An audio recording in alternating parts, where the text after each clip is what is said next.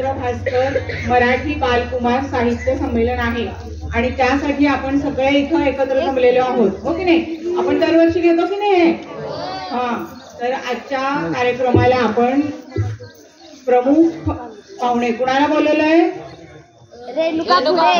बघा, नाव तुमच्या लक्षात राहिलं की नाही? रेणुका खुडे ही आपल्या शाळेची माजी विद्यार्थिनी आहे. तिला आपण इथं बोलवलेलं आहे. याचा आम्हाला खूप आनंद वाटला ती इथं आल्यामुळं. तसेच आपल्या संस्थेचे अध्यक्ष चिटणीस साहेब, विद्यालयाचे मुख्याध्यापक भुजबळ सर,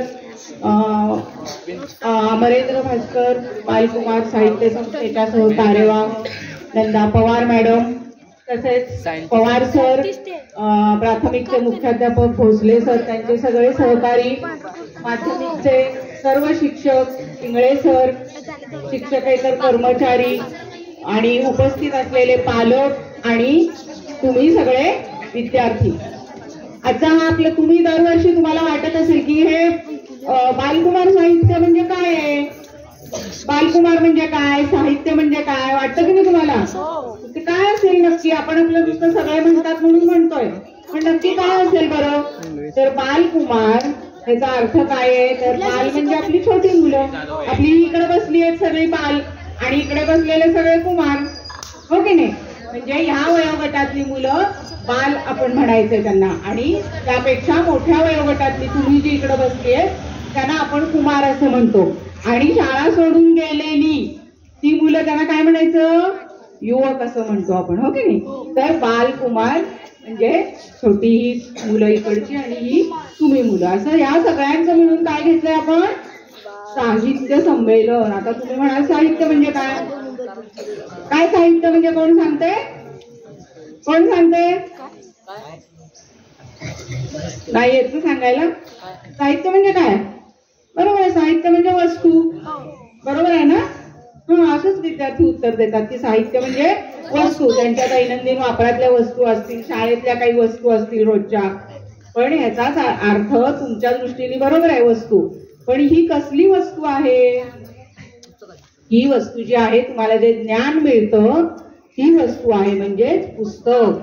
त्याला साहित्य म्हणायचं असतं. पुस्तक नुसतं नाही तर वेगवेगळ्या स्वरूपात हे ज्ञान आपण आत्मसात करत असतो, त्याला साहित्य म्हणायचं. आणि हे जे पुस्तक म्हणजे लेखन, सगळं लेखन असेल, काव्य असेल, त्याच्यामध्ये लेख असतील, ललित लेख असतील, कादंबरी असेल, प्रवास वर्णन असेल, विज्ञान कथा असतील, नीतिकथा असतील, बोधकथा असतील, हे जे सगळं वर्णन आहे, हे जे सगळं लेखन आहे याला साहित्य असं म्हटलं जातं. नाटक असेल त्याच्यामध्ये, तर हे जे साहित्य लिहिणारे जे लेखक असतात, जे कवी असतात, जे साहित्यिक असतात, त्यांच्या या सगळ्या कामासाठी त्यांना पुरस्कार दिले जातात किंवा त्यांचा गौरव केला जातो. तर ते जे साहित्य आहे त्याला साहित्य म्हणायचं.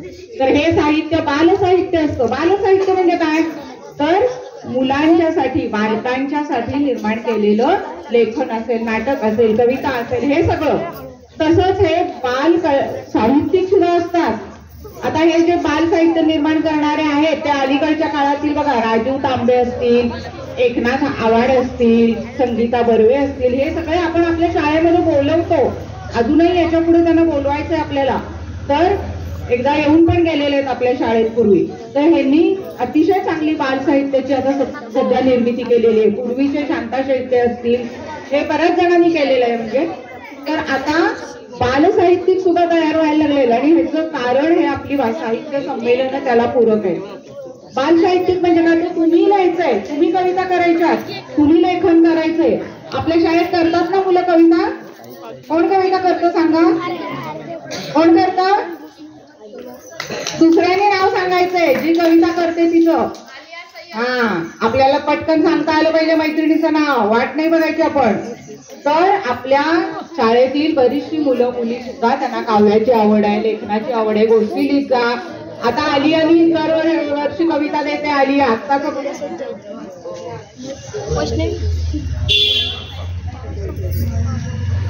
तर ते आता यावर्षीच्या दिवाळी अंकामध्ये बालकुमार तो दिवाळी अंक निघतो, पुण्याची ही संस्था आहे. तर त्या अंकामध्ये तिची कविता मी दिलेली होती. तर ती कविता आवडली त्यांना आणि ती कविता त्यांनी छापली आहे. त्या दिवाळी अंकामध्ये सगळीकडे महाराष्ट्रभर तो, महाराष्ट्राच्या बाहेर सुद्धा गेलेला आहे तो अंक. तर त्या अंकात आता तिची कविता गेलेली आहे बघा. आलिया किती ठिकाणी प्रसिद्ध झाली की नाही. तर असं तुम्ही त्या अंकामध्ये चित्र पण त्यांनी मागवली होती की आम्हाला मासिकात छापायला चित्र द्या काढून. तर यावेळेला आपल्याकडनं राहून गेलं, पण पुढच्या वेळेला मात्र नक्की आपला तो हा चित्र छान काढतो की नाही, बिपिन काढतो ना चित्र छान. बिपिन चौरसिया, त्याच्यासाठी टाळ्या वाजवा, आलियासाठी टाळ्या वाजवा, दोघांच्यासाठी टाळ्या वाजवा. तर त्याला सांगितलं होतं, त्यांनी चित्र पण काढलं होतं, पण काही कारणाने राहून गेलं. पुढच्या वर्षी मात्र तुझं चित्र 100% त्याच्यावर छापलं जाणार आहे असं मी तुला सांगते. आता अजूनही काही विद्यार्थी देऊ शकतात, अजून काही विद्यार्थी कविता करू शकतात. तर असं हे बालकुमार साहित्य संमेलनाचा आपला हेतूच हा आहे की विद्यार्थ्यांच्या अंगी असणारे कलागुण, त्यांची आवड हे लक्षात घेऊन त्यांचं साहित्य सगळीकडे कसं पसरेल, त्यांच्या या जाणीवा कशा समृद्ध होतील हे काम करायचं आहे.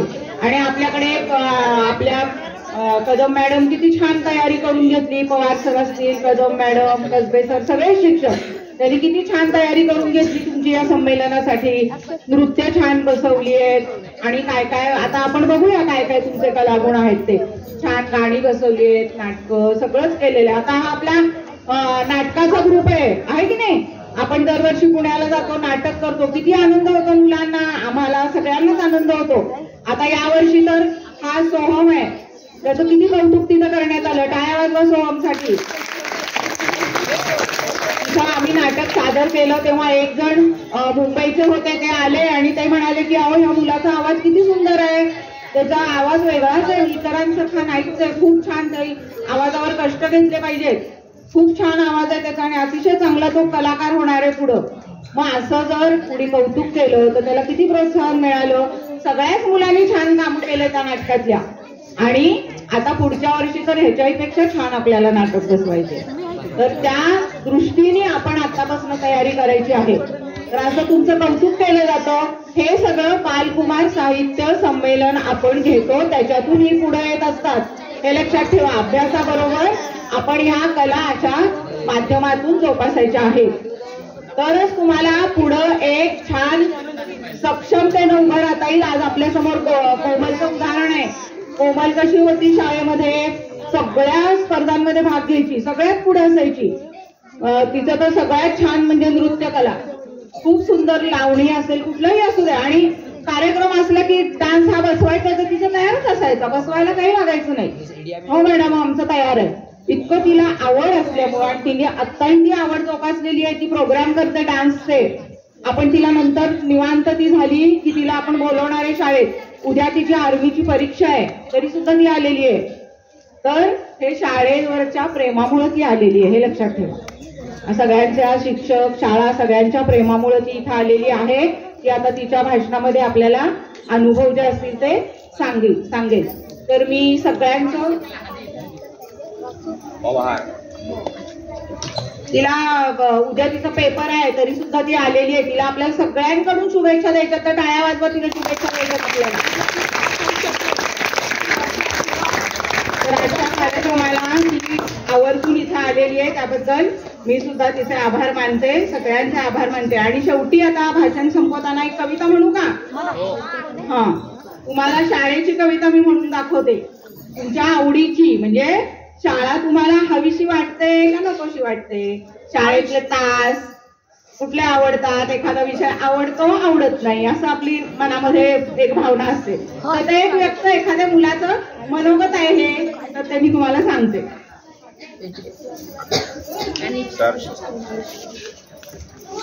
बघा, शाळेत येता तुम्ही रोज, कसे छान आम्ही बघत असतो, रमत गमत मस्त येता, ग्रुप करून येता छानपैकी, वाटेत काय काय गमती करता कुठले तरी. आता तर बघा आंब्याचे दिवस सुरू झाले, याच्या पुढे तर नुसते आंबेच असणार आहेत खिशात, छोट्या छोट्या कैऱ्या असणार आहेत, बरोबर आहे की नाही? आंबे, पेरू, चिंचा हे सगळं गोळा करत करत करत मग शाळेत यायचं. मग हळूहळू वर्गात गेल्यावर एकमेकाच्या चाहड्या करायच्या. मॅडम ह्याच्या खिशात बघा काय आहे, मॅडम ह्याच्या दप्तरात बघा काय आहे, चिंचा ठेवल्यात, हो की नाही? हे सगळं माहितीये मला. तर हे सगळ्या गमती जमती आता सुरू होतील याच्या पुढे. तर शाळेची जी वाट आहे तिचं आपल्या जीवनात फार महत्वाचं आहे. छान छान चालत आलेल्या मुलांना हे खूप छान अनुभव मिळतात आणि जे रिक्षातून येतात त्यांनाही अनुभव आजूबाजूची दृश्य बघण्याचा असतोच, प्रत्येकाचे वेगळे वेगळे अनुभव. पण शाळेची वाट ही आपल्या आयुष्यात खूप महत्वाची आणि कधीही न विसरता येणारी आहे. आणि शाळेत गेल्यावरच्या पण आपल्या काय काय मज्जा आहेत, मी थोडक्यात तुम्हाला ही कविता वाचून दाखवते. शाळेच्या वाटेवर कितीही मजा, कितीही मजा, शाळेच्या वाटेवर कितीही मजा, कितीही मजा. बघा पहिल्या शाळेत आल्यापासून सुरू होतं. तरी पाठाची सर्वांना घाई, राष्ट्रगीताची बात निराळी, प्रार्थना आणि बोधकथाही सजायदानाने सांगता होई. ओळीने आता वर्गात जाता, बघा ओळीने वर्गात जाता काय असतं त्यावेळेला, ओळीने सारे वर्गात जाता, हाताच्या घडीची असते सजा, असते सजा. शाळेच्या वाटेवर कितीही मजा, कितीही मजा. तास पहिला माय मराठी, इंग्रजीने पडे कपाळी आठी. बघा जरा थोडं मराठीचा तास झाला की आता इंग्रजी थोडस आपल्याला वाटतं ना. तास पहिला माय मराठी, इंग्रजीने पडे कपाळी आठी, पत्रलेखनाची वाटते भीती, भूतकाळाची कुठे नाचती. काळ आवडत नाही ना, भूतकाळ वर्तमान काळ भविष्य काळ काही लक्षात येत नाही, कशाला शिकवतात आम्हाला वाटतं ना काही जणांना. भूतकाळाची कुठे नाचती, हिंदीच्या तासाचे डायलॉग भारी, हिंदीच्या तासाचे डायलॉग भारी, आवडे सगळ्यांना भाषा निराळी. विज्ञानाच्या तर सरांची रजा, विज्ञानाच्या तर सरांची रजा, आम्हाला भारी वाटते मजा, वाटते मजा. शाळेच्या वाटेवर कितीही मजा, कितीही मजा. समाजशास्त्र इतिहास जमा, आवडतो का समाजशास्त्र? नको वाटतो ना काही जणांना. समाजशास्त्र तर इतिहास जमा, गणिताने येई पोटात गोळा, येतो का गोळा? नाही, वा छान. गणिताने येई पोटात गोळा, तास आवडे चित्रकलेचा, गाणी गोष्टींनी कथा मस्तीचा. मैदानावरच गिरहो आम्ही, बघा खेळायला जायचं म्हणजे की कळाले सगळे. मैदानावरच गिरहो आम्ही, खेळातून करू अभ्यास वजा, अभ्यास वजा. शाळेच्या वाटेवर कितीही मजा, कितीही मजा. आता बघा ही सगळी मज्जा आहे, नको वाटतं अभ्यास करायला, शाळा नको वाटती, तरी सुद्धा शेवटी त्या मुलाला काय वाटतं बघा. शेवटी तो काय म्हणतो मुलगा, नको गृहपाठ नको परीक्षा, तरी हवीशी सरांची शिक्षा. बघा सरांची मॅडमची शिक्षा सुद्धा हवी हवीशी वाटते. काही वेळेला बोललेच नाही सर रागावून, मॅडम बोलल्याच नाही तर करमत का आपल्याला? नाही करमत.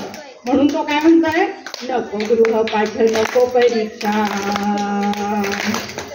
तरी हवीशी सरांची शिक्षा. गुरु विण नाही मार्ग यशाचा, धरून देती घडा ज्ञानाचा. तास धरुनी सदा खऱ्याची, तास धरुनी सदा खऱ्याची, खोटेपणाचा उडूया फज्जा, उडवूया फज्जा. शाळेच्या वाटेवर कितीही मजा, कितीही मजा. शाळेच्या वाटेवर मजाच मजा, मजाच मजा. धन्यवाद. येतात का नाही? त्याच्यात छोटी माकडं असतात का नाही? आणि मोठी माकडं पण असतात. माकडं कुठं झोपतात? झाडावर. बरोबर. तर माकडं सगळी झाडावर झोपली होती. सगळ्यांना ऐकायचं ना, उद्या मला सांगायचे, उद्या मला गोष्ट सांगायचे, तू तर पहिली सांगायची. मागणं मारतो ना फटाफटा मुलांना, पण तुझ्याकडे लक्ष माझा. तुला आता चांगलं तयार करणार आहे मस्त.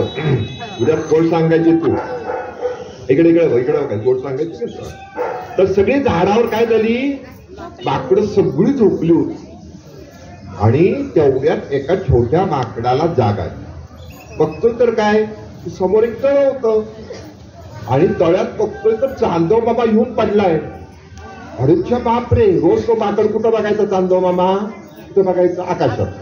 आज बघतोय तर ते तळ्यात पडलाय. त्याला वाईट वाटलं, कारण चांदव मामाच्या गोष्टी त्याचे वडील सांगायचे, काका सांगायचे, मोठी माकडं सगळी माकडं सांगायची. मग त्यांनी काय केलं, आपल्या सगळ्या मित्रांना उठवलं, बहीण भावाने छोट्याला उठवलं सगळ्यांना आणि काय सांगितलं, चांदव मामा कुठं पडलाय, तळ्यात पडलाय. आता काय करायचं, आपण त्याला वर काढलं पाहिजे का नको, काढलं पाहिजे. मग काय कसं काढायचं, तर त्यांच्या लक्षात आलं एक खांदी आहे का नाही, ती तळ्याच्या अशी मध्यमत गेलेली आहे, अशी वर तरंगती आहे. ही सगळी छोटी माकडं चांदव बाबाला तळ्यातनं वर काढायला कुठे गेली, हळूहळू हळूहळू करत त्या कोपऱ्यापर्यंत गेली आणि खाली खाली वाकायला लागली. परंतु त्यांना एकच माहिती होतं, चांदव मामाला आपण वाचवलं पाहिजे, तळ्यातनं वर काढलं पाहिजे. आणि त्या अगदी कोपऱ्यावर गेल्यावर काय झालं, ओझं झालं त्या फांदीला आणि फांदी काय झाली, कडकड कडकड कडकड कडकड वाजत तुटली. तुटल्यावर सगळी माकडं कुठं पडली, व त्याला पोहता येत नव्हतं, अजून पोहायला शिकायचे होते ते, किती लहान होती ती. फांदीचा तसा मोठा आवाज झाला तशी सगळ्यांचे आई वडील काका काकी मामा मामी सगळे काय झाले, सगळे जागे झाले. फक्त आपली मुलं कुठं आहेत, मुलं कुठं आहेत, तर त्यांच्या लक्षात आलं ही फांदी तुटली, मुलं सगळी आपली कुठं पडली, तळ्यात पडली. अरे बाप रे, त्यांची पापळ झाली, धडा धडा धडा धडा. त्यांनी काय केल्या, उड्या मारल्या माकडांनी आणि त्या सगळ्या आपल्या छोट्या छोट्या बाळांना काय केलं, वर काढलं, झाडावर घेऊन गेले. थंडीने कुडकुडत होती, थोडस त्यांना पुसलं, कशाने पुसत आपल्याला माहित नाही, रात्री काय आपण बघत नाही ना. आणि मग ते म्हटले, तुम्ही कशासाठी गेला होता तळ्यामध्ये तिकडे, ती कोणीच बोलेनात. पुन्हा पुन्हा विचारलं, इकडे लक्ष द्या इकडे लक्ष द्या, कुणीच बोलेनात. मग शेवटी एकाने त्यातलं सांगितलं, अहो तो बघा चांदव मामा तळ्यात पडलाय, अहो बाबा तो बघा चांदव मामा तळ्यात पडलाय, आम्ही त्याला वर काढायला गेलो होतो, त्याला वाचवायला गेलो, अजून सुद्धा तळ्यात पडलाय, तुम्ही वाचवा की त्याला सगळ्यांनी मिळून वर काढा. सगळी मोठी माकडं हसायला लागली, चिव चिव चिव चिव चिव करत. अरे च्या म्हटलं, असं झालं होय, तुम्हाला माहितच नाही, चांदव मामा हा वर असतो, तुम्हाला मजा दाखवतो म्हणजे चला. मग त्यांना ती तळ्याच्या कडेला घेऊन गेले आणि म्हटलं खाली बघा, पाण्यात बघतो तर प्रत्येकाला आपलं काय दिसलं, प्रतिबिंब दिसलं. ते म्हटलं अरे असं आहे होय. आणि मग त्या माकडांच्या लक्षात आलं की तळ्यामध्ये आपलं प्रतिबिंब पडतं. आणि कुठं पडतं प्रतिबिंब, रोज सकाळी कुठं बघून येतो आपण, घरात बाहेर पडताना कशात बघतो, आरशात बघतो का नाही, तसं तळा सुद्धा आरसा आहे. तर ही शाळा तशी आहे, शाळा कशी आहे तशी आहे. आपण लहान मुलं असतो, आपल्याला माहित नसतं, साहित्य म्हणजे माहित नसतं, गणित म्हणजे माहित नसतं, सायन्स म्हणजे माहित नसतं. आपले आई बाबा कसे असतात बघा, त्यांना गणित माहिती असतं, त्यांना माहिती असतं मला 1000 रुपये पगार आलाय, 2000 पगार आलाय, माझ्या मुलांना खाऊ घ्यायचा आहे, माझ्या मुलांना कपडे घ्यायचे, माझ्या मुलांना खायला द्यायचंय. मग ते नियोजन करत असतात, त्याला गणित म्हणत असतात. तर हे शिकण्यासाठी काय आहे, शाळा आहे.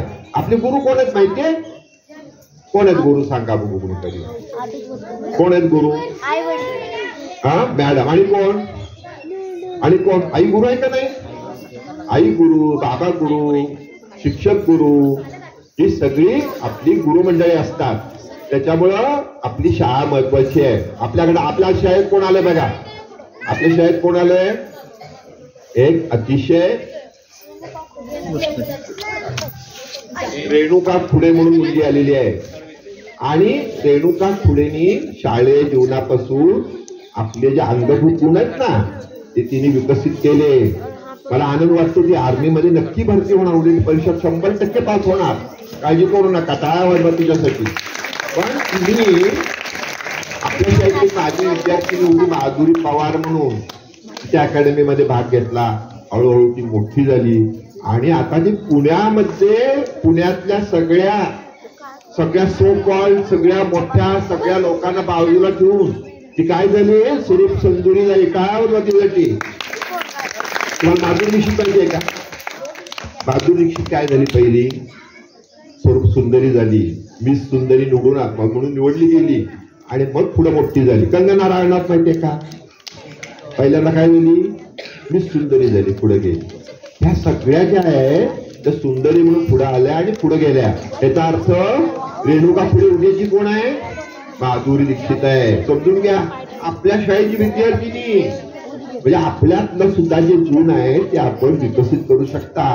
एवढं करून मिलिटरीमध्ये भरती होतीये. तिच्या बहिणीचं कौतुक आहे, तिच्या बहिणीच्या सगळ्या शाळावर कोमल पुढेसाठी का वाजवायच्या झाल्या, का वाजवायच्या? त्याची आई वडील असतात का नाही, आपल्याला मदत करतात, बरोबर आहे का नाही? तशी कोमल पुढे नोकरीला लागली. नोकरीला लागून तिने काय केलं, आपल्या बहीण भावांना मोठं केलं. हे सगळं शिक्षणात येतं. तुम्हाला शिक्षणच पुढे नेणार आहे, दुसरं शिक्षण नाही. आपण बालकुमार काय घेतलं, तुम्ही कथाकथन सादर करावं, तुम्ही डान्स सादर करावा, तुम्ही गाणी सादर करावी, चित्रकला स्पर्धा घेतो. म्हणजे आपल्याला कळतं कुणाकडे काय वैशिष्ट्य आहे. आता तुमच्याकडे काय वैशिष्ट्य आहे, लोका पुढेकडं तिच्याकडे डान्स वैशिष्ट्य आहे, तिच्याकडं एक चांगल्या प्रकारे बोलण्याचं वैशिष्ट्य आहे, ती मस्तपैकी उंची तिची छान आहे. परंतु काही लोकांना काय असतं, चित्रकलेमध्ये गती असती, चित्रकलेत पुढे जातात. काही लोकांना आणि कशात गती असती. हे सगळं महत्वाचं तिला आपण बोलवलंय आणि तिला इकडे लक्ष द्या, इकडे लक्ष द्या. तिला मोठ्या मोठ्या ठिकाणी बोलवतील, पण तिला मोठ्या ठिकाणापेक्षा कुठे यायचंय, शाळेत यायचंय. तिला वाटतं मी या शाळेमध्ये ग्राउंडमध्ये पळाले, या शाळेमध्ये भांडणं केली, या शाळेमध्ये आठवणी आहेत, या शाळेमध्ये मी रडले असेल, हसले असेल, त्या शाळेसाठी ती आली. पुन्हा जोरात काय वाजवा. तिला का बोलवलं माहितीये का, तिला एवढ्यासाठी बोलवलंय की जशी जशी मोठी होईल आणि आपल्या शाळेची एखादी मुलगी आहे, मुलगा आहे, त्याला चांगल्या प्रकारे डान्स येतो, त्याच्याकडे कला आहे, तर जे कुणाला भेटायचं, कुणाला भेटायचं, चिटणीस मॅडमला भेटायचं. चिटणीस मॅडमला भेटून उपयोग काय, चिटणीस सरांना भेटायचं, चिटणीस सरांना भेटून उपयोग काय. पण तीच जर मुलगा मुलगी रेणुका पुढेकडे गेल्या तर ती ज्या क्षेत्रात आहे ती तिच्या ओळखी आहेत का नाही, तुमची ओळख करून देईल. ती म्हणली या मुलीला जरा संधी देता का, जरा बघा तिचा डान्स जरा बघा, म्हणेल का नाही ती. म्हणून आपण बोलवलं. त्यामुळे तुमच्याकडे जे जे गुण आहेत ते गुण माझी विद्यार्थी कोण कोण आहेत त्यांच्याकडे लक्ष ठेवायचं, त्यांना भेटायचं, त्यांच्याकडनं प्रगती करून घ्यायची. इथं पुण्यामध्ये गेलं, आता मी परवा बघितलं MIDC शाळेमध्ये राठोड म्हणून मुलगा आला होता. तो काय करायचं सातारमध्ये माहितीये, 10वी नंतर तो हॉटेलमध्ये वेटर काम करायचा, पण शिकला, स्वतः मोठ्या हुद्द्यावर आहे. त्यांनी काय केलं माहितीये का, तो सांगत होता भाषणात, मी तुम्हाला ते वाजवून दाखवणार आहे. तो म्हटलं मी माझ्या शाळेतलं दप्तर जपून ठेवलं, जीर्ण झालंय म्हटलं, मी माझ्या शाळेच्या चप्पल जपून ठेवले. त्यावेळेला म्हटलं 30 रुपयाची चप्पल घेता मला येत नव्हती, आता मी 3000 रुपयाची चप्पल घेतो. त्या शाळेने मलाही दिलंय, माझ्या शिक्षकांनी दिलंय, माझ्या आई वडिलांनी मदत केली, पण मी हारलो नाही. मी काय केलं, हॉटेलमध्ये जाऊन वेटरचं काम केलं. दुसऱ्या एक मुलीचं तुम्हाला उदाहरण दिलं मी, तृप्ती शेडगे, तिचा आता पिक्चर आलाय. कुठला पिक्चर आहे, काय नाव पिक्चरचं, फर्स्ट क्लास नाही, फर्स्ट क्लास दाभाडे म्हणून. तर त्या मुलीची तर गंमत झाली. इकडे काय, इकडे लक्ष द्या फक्त. आपण त्या शाळेमध्ये काय घेतलं होतं, तर एक शिबिर घेतलं होतं, नाट्य शिबिर. आणि त्या नाट्य शिबिराला त्या वर्गामध्ये, ज्या वर्गामध्ये तृप्ती पुढे होती का नाही, तृप्ती शेडगे 5वीत होती आणि हे शिक्षक होते तिथं. हे शिक्षक एवढा हे इंग्रज सर. आणि या इंग्रज सरांनी काय सांगितलं आलेल्या मुलांना, चला मी काल दिलेला घापाट काढा, चला चला चला चला, नाहीतर तुम्हाला शिक्षा आहे. तृप्ती शेडगे आणि तिच्या मैत्रिणीने ग्रहपाठ केला नव्हता. का करल्या, आता काय दाखवायचं सरांना, सरांचा तर ओरडा बसणार आपल्याला. तेवढ्यात त्या वर्गात एक शिपाई मामा गेले आणि म्हटले, ज्याला कुणाला नाटकात काम करायची आवड आहे त्यांनी पटापटा पलीकडच्या वर्गात या. आता यांना नाटक म्हणजे पण काय माहिती, नाटक म्हणजे माहित नव्हतं, काय नव्हतं. पण त्यांचा आयडिया लक्षात आली, हुशार असतात मुलं मुले आहे की नाही. त्यांना आम्हाला आम्हाला आम्हाला आम्हाला आम्हाला तर दोघींना म्हणलं की इंग्रज सरने पाठवून दिलं त्या खोलीत. मार वाचला का नाही, खुश मार वाचला आपला. पण दिवसभरामध्ये जे काही शिकवलं त्याच्यामध्ये तृप्ती शेडगे काय झाली, तृप्ती शेडगेचा निवड झाली आणि तृप्ती शेडगे विशेषतः तृप्ती शेडगे निवडली गेली आणि पुढे तिचं करिअर घडलं. त्यामुळे ह्या सर्व गोष्टी तुम्हाला शाळेमध्ये मिळत असतात. त्यामुळे तुमच्या सर्वांचं मी या ठिकाणी स्वागत करतो. हे संमेलन तुमच्या प्रगतीसाठी आहे. आम्ही सर्व शिक्षक आणि मंडळी तुमच्यामध्ये कुठले गुण आहेत ते वेचत असतो. त्या वेचलेल्या गुणाप्रमाणे तुम्हाला पुढे जाण्याची संधी देत असतो. पुन्हा एकदा तुम्हा सर्वांना या संमेलनाच्या निमित्ताने शुभेच्छा. धन्यवाद. यानंतर आपण आतुरतेने वाट पाहत असलेले शेवटचं मनोगत जे आहे रेणुका खुडे यांनी आपलं मनोगत व्यक्त करायचं मी त्यांना विनंती करतो. नमस्कार. नमस्कार. कशात तर मी रेणुका खुडे, मी आपल्या शाळेची माजी विद्यार्थी, म्हणजे या शाळेमध्ये 3री ते 10वी पर्यंतचं शिक्षण घेतलं.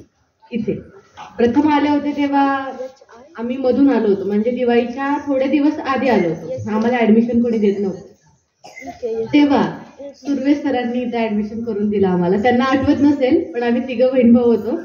त्यांनी ऍडमिशन करून दिलं आम्हाला इथे. त्याच्यानंतर 3री पर्यंत 3री 4थी सुर्वे सर शिक्षक, 3री ते 5वी 6वी 7वी आम्हाला कदम मॅम नंतर पवार सर झाले शिक्षक, वर्ग शिक्षक. त्याच्यानंतर कोणपे सर, हे सगळे आमचे वर्ग शिक्षक झाले 10वी पर्यंत.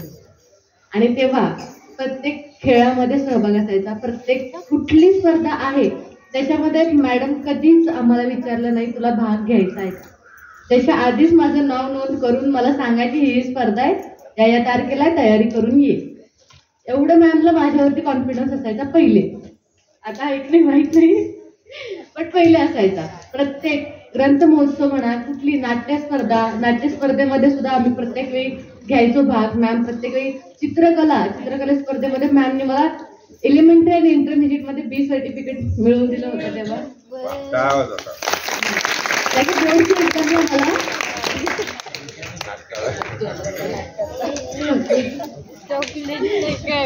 B सर्टिफिकेट जे मिळालं त्याचा बोर्डच्या एक्झामला मला 5 मार्कचा मिळालं. जास्त करून जास्त मिळाले 5 मार्क. म्हणजे जी काही स्पर्धा घेतात त्याच्यामध्ये पार्टिसिपेट करा. ते कुठेच वाया जात नाही. घेतलेलं शिक्षण कधीच वाया जात नाही. कोणत्याही भागातलं असेल सहभागी व्हा. त्याच्यानंतर मी मॅम म्हणले नाटक.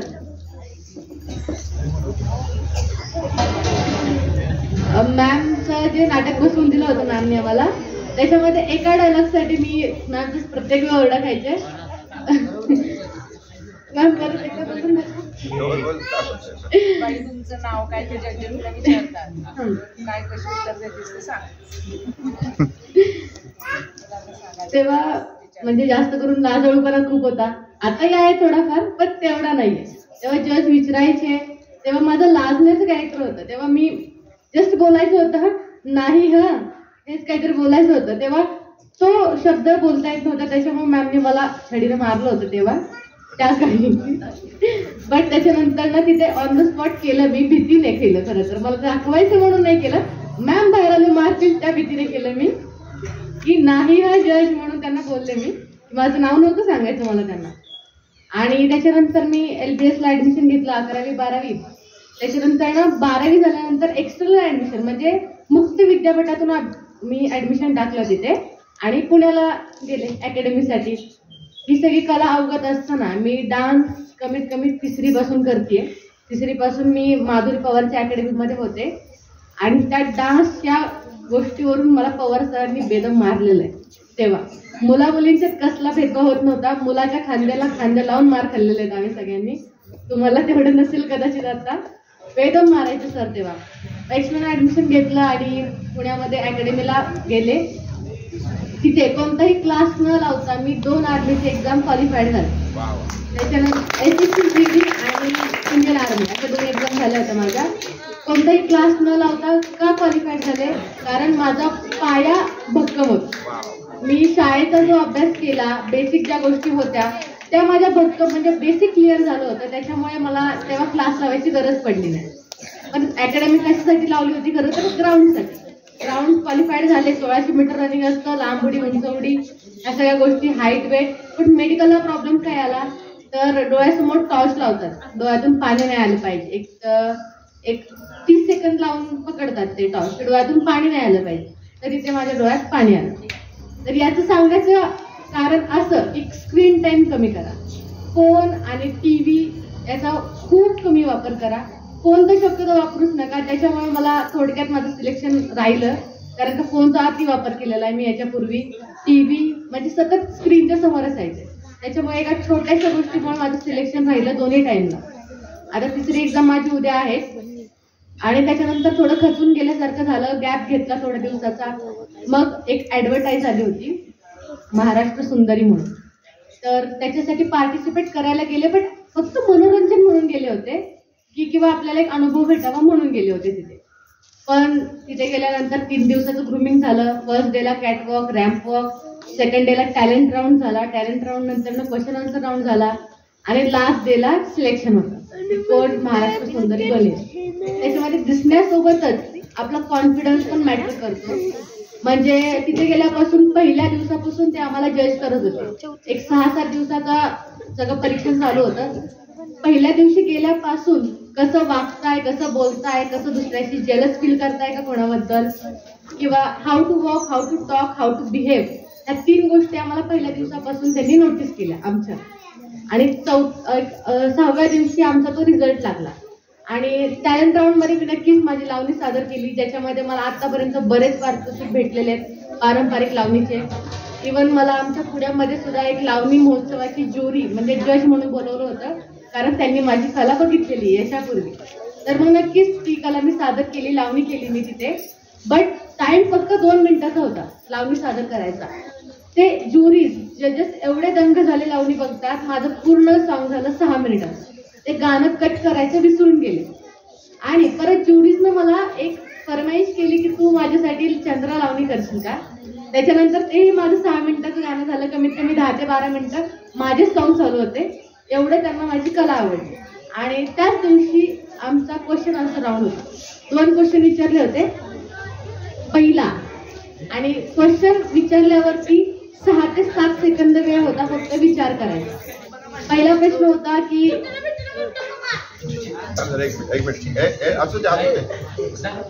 पहिला प्रश्न मला हा विचारला गेला होता त्यांनी की आजकालची जी यंग जनरेशन आहे ती कुठल्या गोष्टीला फेस करते, सगळ्यात जास्त कोणत्या गोष्टीला फेस करते यंग जनरेशन. आणि टाइम दिला होता 6 सेकंद वेळ करायचा.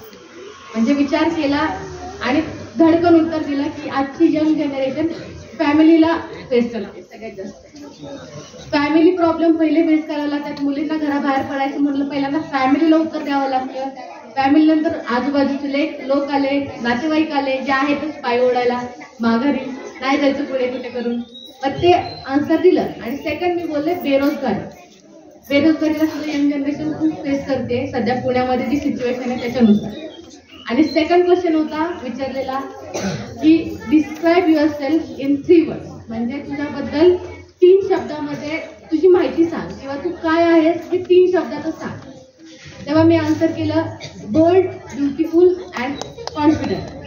हे 3 गोष्टी मी त्यांना बोलून थँक्यू बोलून रिटर्न आले. मी घाबरले तर खूप होते, पण दाखवायचं नाही. त्याचा पप्पा झाला तिथूनच बाहेर काढला असतं मला, त्याच्यामुळे त्याचं पप्पा केलं नाही, जे आहे ते बोलून माघारी आले. आणि जेव्हा रिझल्टचा दिवस होता मी माझ्या घरी सांगितलेलं नव्हतं मी ज्या गोष्टीमध्ये पार्टिसिपेट केलंय.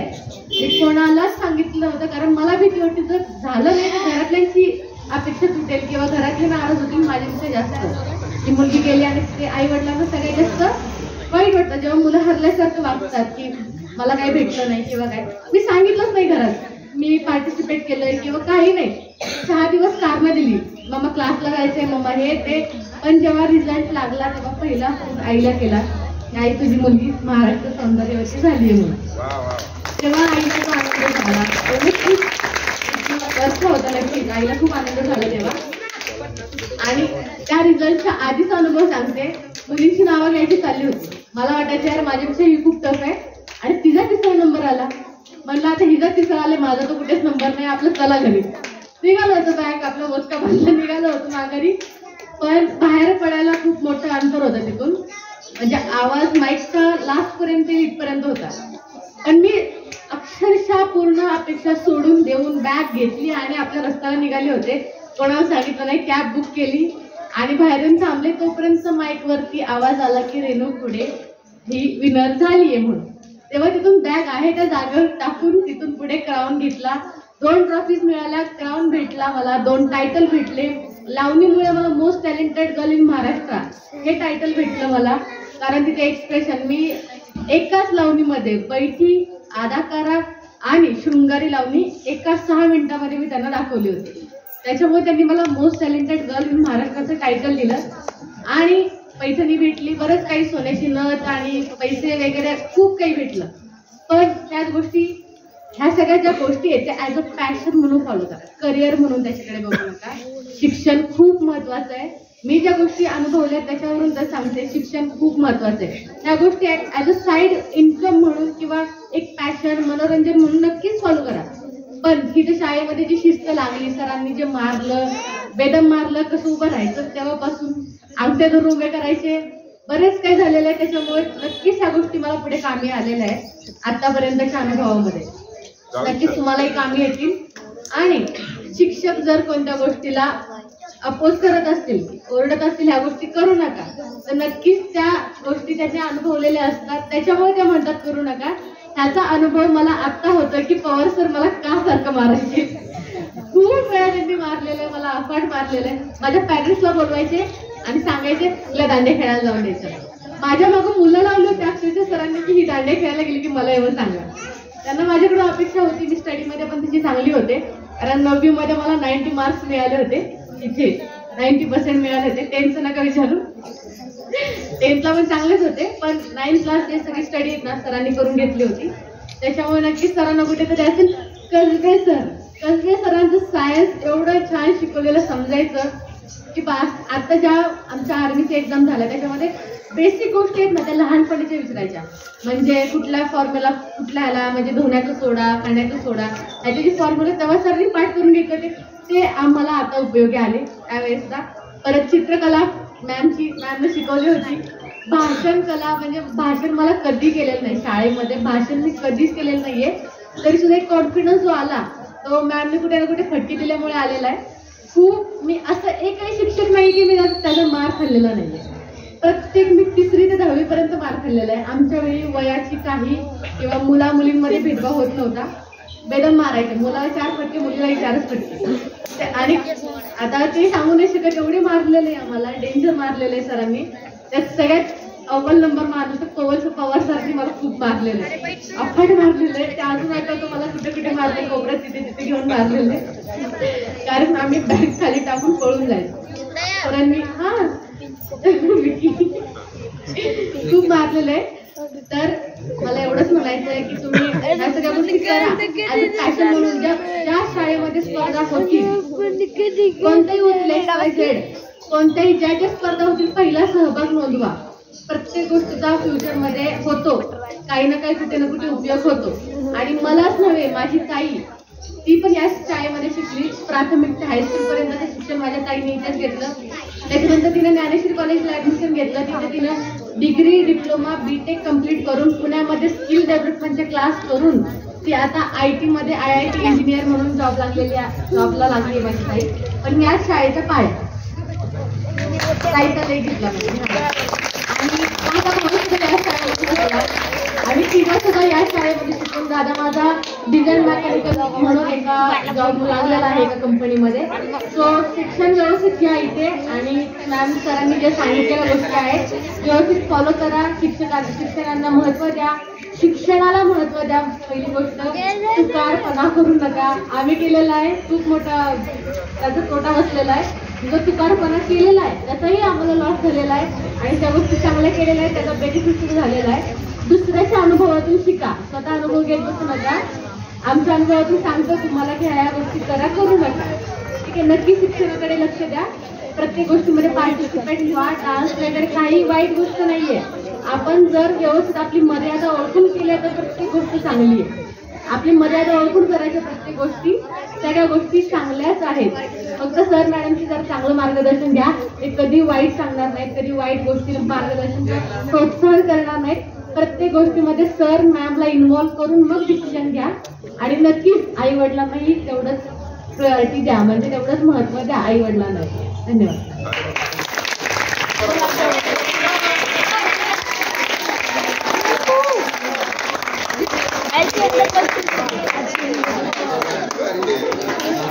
हा मुलांना खाली बसा. 2च मिनिटं खाली बसा.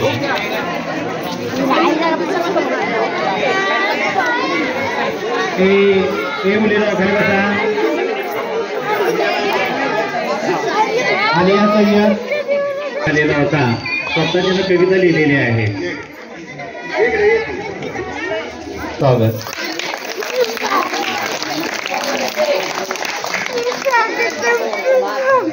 ग्रंथ भेट वाचून घेत आहेत.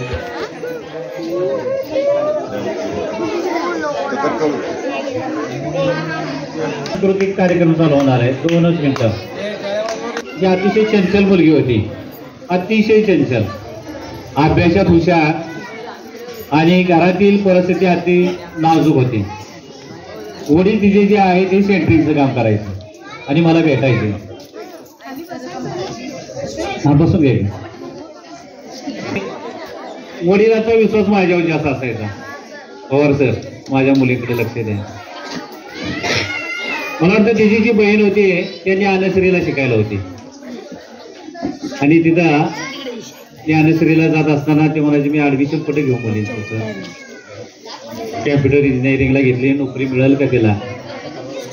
तिच्या बहिणीचं शिक्षण झाल्यानंतर वेळोवेळी यायचे. घरातील परिस्थिती अतिशय नाजूक होती आणि रेणुका ही चंचल होती.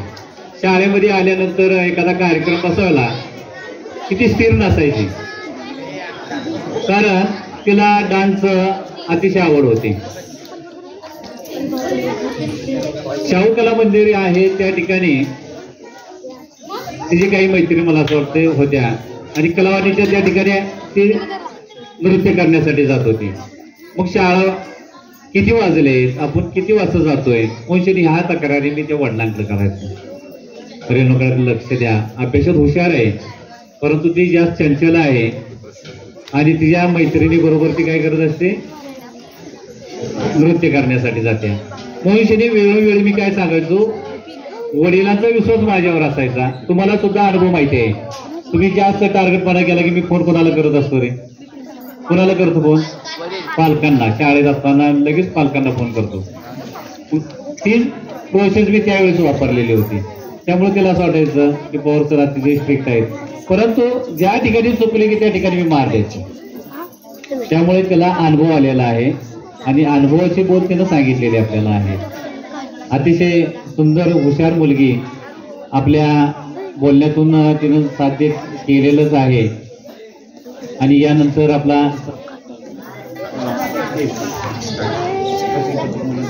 उत्कृष्ट दरवर्षी आपण त्या ठिकाणी आपल्या असणारे कौशल्य त्या ठिकाणी सादरीकरण करतो. त्या विद्यार्थ्यांनी पुढे त्यांना प्रसिद्धीपत्रक देण्यात येणार आहे.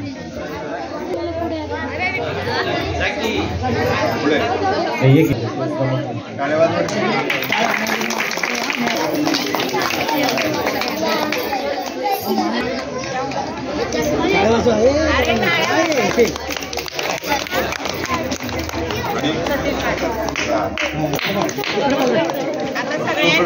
सगळ्यांनी इथं बघायचं.